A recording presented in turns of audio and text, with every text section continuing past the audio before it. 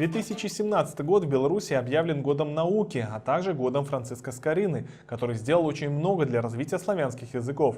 Скорина был одним из первых переводчиков псалтыря, которому в этом году исполняется 500 лет.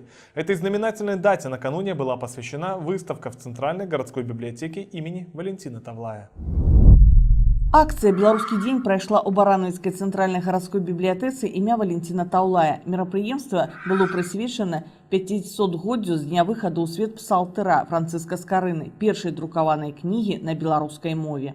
Традыцыйна один раз на месяц на абанеменце Центральной городской библиотеки імя Валентина Таўлая праходзіць акцыя «Белорусский день». Сённяшняя, напрыклад, прысвечана 500-годдзю з дня выходу псалтыра. Усім вядома, што гэта першая друкаваная кніга на беларускай мове. Назва сённяшняй акцыі загадкавыя кніжныя знакі Франциска Скорыны. У ёй прымаюць удзел усе жадаючыя. Я маю на ўвазе з ліку наведвальнікаў бібліятэкі.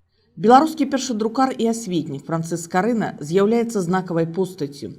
2017 год аб'яўлены ў краіне годам Франциска Скорыны. Менавіта з яго іменем звязана зараджэнне ў беларускім грамадстве шэрага навук. Да ўвагі нашых наведвальнікаў мы прапануем шматтомнае факсімільнае выданне «Кніжная спадчына Франциска Скорыны», што выдадзена Нацыянальнай бібліятэкай Беларусі па благаславенню мітрапаліта Філарэта.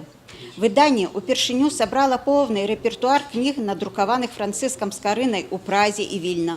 У яго аснову пакладзены копіі кніг, якія найбольш добра захаваліся і знаходзяцца ў бібліятэках і музеях Беларусі, Расіі, Украіны, Германіі і іншых краінах. Дзякуючы выставе чытачы маглі даведацца аб цікавых фактах з гісторыі кнігадрукавання, аб загадкавых кніжных знаках Скорыны і прыняць удзел у беспройгрышнай тэст-віктарыне «Франциск Скорына. Працяг знаёмства». Дзякуючы гэтай выставе можна даведацца аб нейкіх загадкавых, я б сказала, выявах, якія зачастую сустракаюцца на старонках выданняў нашага першадрукара. Насамрэч, гаворка вядзецца аб персанальных экслібрысах, спецыяльных такіх мастацкіх знаках Франциска Скорыны. Любіў чытаць, таму што тэлевізару не было. Сёння шкадую, што внукі мае не вылазяць за тэлевізар, ці там з камп'ютараў гульні гуляюць, і шкада, што не чытаюць. А вось сёння прыйшоў памяняць кнігі ў бібліятэцы і тут натрапіў на такую акцыю, якія праводзяцца ў бібліятэцы даволі часта, і дзень беларускага пісьменства, беларускай мовы. Па заканчэнню выставы кожны жадаючы можа азнаёміцца з рэдкім выданнем твораў першадрукара пад назвай «Кніжная спадчына Франциска Скорыны» у зале галіновай літаратуры Барановицкай цэнтральнай гарадской бібліятэкі.